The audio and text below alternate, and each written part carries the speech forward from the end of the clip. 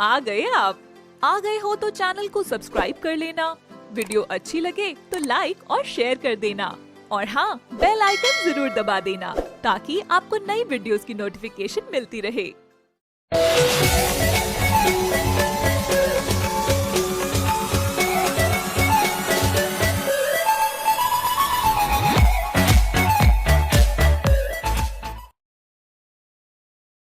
ये कहानी जमुनानगर की है, जहाँ राहुल नाम का एक व्यक्ति अपनी धर्मपत्नी कविता और बेटी संगीता के संग अपना जीवन बसर कर रहे थे। संगीता 8 वर्ष की थी। राहुल एक फैक्ट्री में कर्मचारी के तौर पर नौकरी करते थे। वो अपनी धर्मपत्नी और बेटी की हर खुशी को पूरा करते थे, उनकी हर फरमाइश पूरी करते थे। कविता, मुझे ऑफिस जाना है, जल्दी से मेरे लिए नाश्ता बना दो। जी, अभी करती हूँ। कविता और राहुल दोनों संग बैठे नाश्ता करते हैं। संगीता बिटिया कहाँ पर है? दिखाई नहीं दे रही। जी वो सो रही है। अच्छा ठीक है, मैं ऑफिस के लिए निकलता हूँ अब। जी सुनिए, मुझे कुछ रुपए चाहिए, अपने और संगीता के लिए कुछ सामान लाना है। राहुल अपनी जेब से कई सारे रुपए निकालकर कविता को दे देता है। आप हमारा कितना ख्याल रखते हैं, हमारी हर छोटी बड़ी खुशियों का ख्याल रखते हैं। कविता, आज मेरे पास जो कुछ भी संपत्ति है ये सब आप लोगों की ही तो है। आज जो मैं इतनी मेहनत करके इतना रुपया कमाता हूँ ये सब आप लोगों के लिए ही तो है, ताकि रुपयों से मैं आप लोगों की जरूरतें पूरी कर सकूं। जी सुनिए, आप एक बाइक क्यों नहीं ले लेते हो? आप कार्यालय के लिए इतनी दूर टैक्सी में जाते हो, आपके पास इतने रुपए हैं, आप एक बाइक ले लो। नहीं कविता, क्यों बेवजह का इतना रुपया बर्बाद करना? वो रुपया तुम लोगों के लिए कुछ काम आ जाएगा। आप कितना सोचते हो हमारे बारे में। सच में हम बड़े भाग्यशाली हैं जो आप जैसे पति हमें मिले। ठीक है कविता, मैं ऑफिस के लिए निकलता हूँ अब। राहुल रास्ते से पैदल चले जा रहा था, तभी वो एक वाहन को रुकाकर उसमें बैठ जाता है। थोड़ी दूर तय करने के बाद अचानक राहुल जिस वाहन में बैठा था उस वाहन के साथ एक दुर्घटना होती है, जिसके चलते राहुल का एक हाथ कट जाता है। कविता और संगीता को इस बात से बहुत दुख होता है। कई दिन यूं ही गुजर जाते हैं। राहुल के हाथ के कारण उसकी नौकरी भी चली गई थी। इसीलिए राहुल ने अपनी धर्मपत्नी को अपनी जगह नौकरी पर लगा दिया था। एक दिन सुबह राहुल अपने घर में एक हाथ से सफाई कर रहा था, तभी संगीता अपने कमरे से बाहर आती है। बाबा, माँ कहाँ गई? दिखाई नहीं दे रही। बेटा, तुम्हारी माँ काम करके थक जाती है, ऐसे में उसे घर का काम कैसे करने दे सकते हैं? बाबा, मैं आपकी सहायता करूं? अरे नहीं नहीं बेटा, आप रहने दो। राहुल अपनी बेटी संगीता से बेहद प्यार करता था। वो कभी अपनी बिटिया से घर का कार्य नहीं करवाता था। राहुल सारा दिन घर का सारा कार्य खत्म करके अपने कमरे में विश्राम करने चला जाता है। तभी कविता घर में प्रवेश करती है। अरे, कहाँ मर गए? अरे कविता, तुम आ गई? ये क्या? तुम बस आराम ही करो अब घर में। मैं बाहर जाकर भी कार्य करती हूँ और घर में भी करती हूँ। जब से तुम्हारा हाथ कटा है तब से तुम बहुत आलसी हो गए हो। कविता, मैंने घर का सारा काम कर लिया है। झूठ मत बोलिए, मुझे सब पता है आप कितने कामचोर हैं। आपसे आपका तो कोई भी कार्य नहीं होता, तो घर का कब होगा? नहीं नहीं कविता, सच में मैंने घर का सारा काम कर लिया है। कविता ये बात मानने को तैयार ही नहीं थी और राहुल बार बार कविता से कहता रहा, पर कविता ने राहुल की एक नहीं सुनी। राहुल, मैं अपने कमरे में जा रही हूँ, मेरे लिए भोजन वहीं ले आओ। ठीक है, मैं ले आता हूँ। बेचारा राहुल सपाहिज हालत में रसोई में जाकर भोजन की व्यवस्था करता है और कविता के लिए भोजन कमरे में ले जाता है। ये लो कविता, खाना खा लो। कविता भोजन करने लगती है, तभी वो गुस्से में सारा भोजन जमीन पर फेंक देती है। ये क्या बनाया है? कभी देखा है खाना कैसे बनाते हैं? ये भोजन तो कोई जानवर भी नहीं खाएगा। माँ, ये आप क्या कर रही हो? इतना अच्छा तो बनाया है बाबा ने भोजन, फिर अब क्यों ऐसे कह रही हो? तुम चुप ही रहो तो बेहतर होगा। मुझे सब पता है तुम बाप बेटी दोनों मिले हो। माँ, बाबा एक ही हाथ से घर का सारा कार्य करते रहते हैं। उन्हें ये सब करने में कितना कष्ट सहन करना पड़ रहा है। हमें तो उनका एहसान मानना चाहिए कि वो इस हालत में भी हमारे लिए इतना सब कर रहे हैं। संगीता, मुझे ज्ञान की बातें ना सिखाओ। जाओ अपने कमरे में जाओ। संगीता वहां से चली जाती है। अब क्या यहीं खड़े रहोगे? जल्दी से सब साफ करो। बेचारा राहुल एक हाथ से ही कमरे की सफाई करता है। राहुल, जाओ मेरे लिए भोजन में कुछ और बना लाओ। कविता, सारा दिन काम करके मैं थक गया हूँ, अब मुझसे और काम नहीं हो पाएगा। बहाने मत बनाइए, मैं सब जानती हूँ। कितना कार्य किया है आपने घर का, सारा दिन बस सोते रहते हो। कविता, सच में मैं बहुत थक गया हूँ। एक बार कहा ना आपको मेरे लिए भोजन ले आओ, वरना आपको इस घर से निकाल दूंगी। वैसे भी अब आप मेरे कोई काम के नहीं हैं।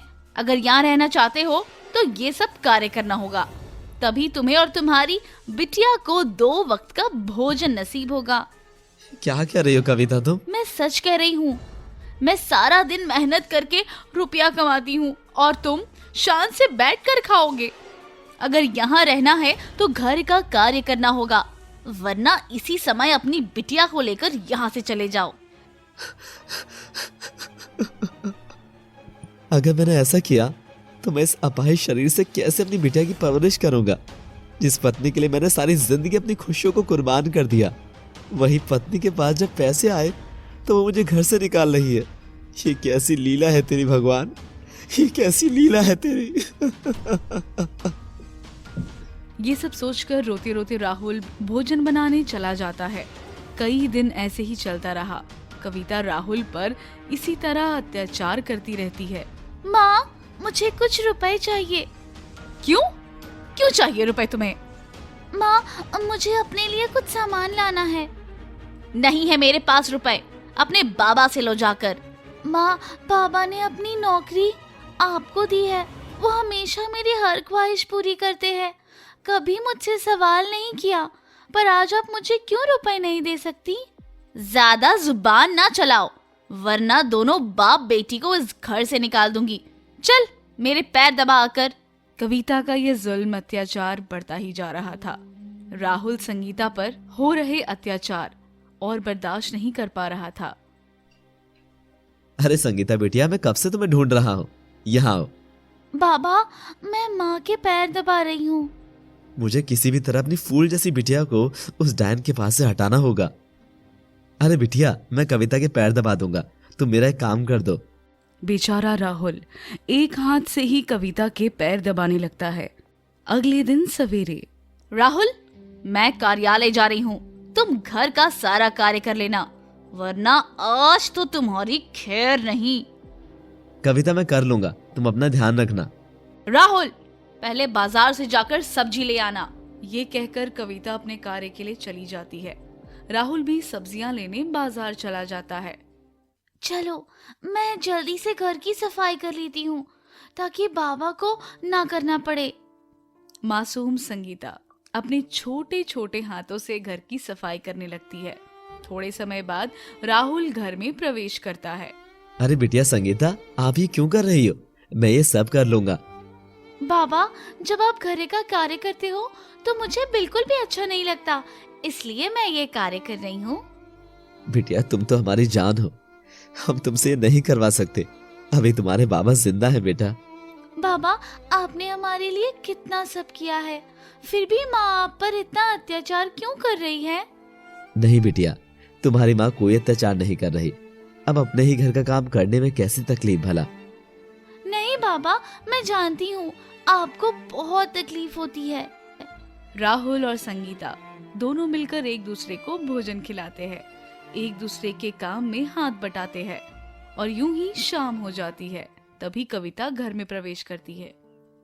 राहुल, कहाँ मर गए? मेरे लिए तुरंत चाय बनाओ। माँ, वो बाबा बाहर गए हैं, मैं आपके लिए चाय ले आती हूँ। बाबा आपके लिए चाय बना कर गए हैं।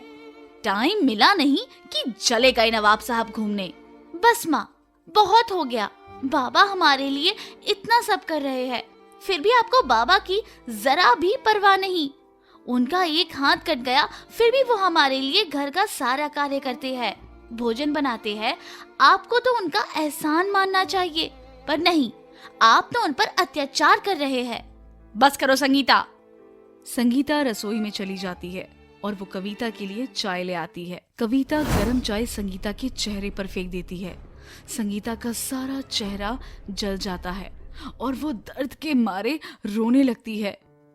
कविता संगीता को बहुत मारती है। बेचारी मासूम बच्ची दर्द के मारे तड़प रही थी, पर कविता को जरा भी अपनी बच्ची पर रहम नहीं आया। थोड़े समय बाद राहुल घर में प्रवेश करता है। बेटी संगीता, ये क्या हुआ तुम्हें? तुम्हारा चेहरा इतना जल कैसे गया? बाबा, मुझे माँ ने बहुत मारा है और मेरे चेहरे पर गरम गरम चाय फेंककर मेरा सारा चेहरा जला दिया है। राहुल ये बात सुनकर आग बबूला हो जाता है। कविता, तुम्हें शर्म नहीं आई अपनी मासूम बच्ची के चेहरे पर गरम गरम चाय फेंकते हुए? मुझे ज्ञान मत दो और अब दोनों मेरे इस घर से चले जाओ। ये घर भी अब मेरा है। राहुल और संगीता इस बात को सुनकर बहुत दुखी हो जाते हैं। राहुल संगीता को अपने कमरे में ले जाता है।